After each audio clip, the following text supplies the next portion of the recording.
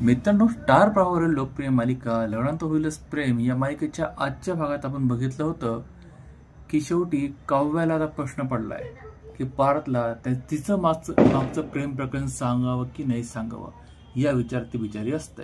आणि येणाऱ्या भागात आपल्याला दिसतं की ह्या दोघी जोडींना काउन्सलरचे मेसेज येतात की तुमच्या घटस्फोटाच्या अर्जाला 3 महिने झालेत आणि आता आम्हाला भेटायला या. मग मात्र ह्या चौघांना प्रश्न पडतो की तिथे गेल्यानंतर आपण काय सांगायचं, आणि चौघांच्या चेहऱ्यावर प्रश्नचिन्ह असतं.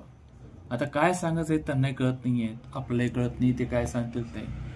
बघूया पुढे काय होतं, कारण चौघांचं प्रेम तर फुलत फुलत चाललंय आणि चौघांनी दुसरीकडे घटस्फोटाचा पण अर्ज केलाय. बघूया पुढे काय होतं ते. पण पुढचा भाग बघण्यासाठी चॅनल सबस्क्राईब करा, बेल आयकॉन प्रेस करा. तुम्हाला काय वाटतं पुढे जाऊन ते काय सांगतील काउन्सिलला, कमेंट करून जरूर कळवा. हा व्हिडिओ आवडला असेल तर व्हिडिओ लाईक आणि शेअर करायला विसरू नका. भेटूया पुढच्या भागात, तोपर्यंत काळजी घ्या.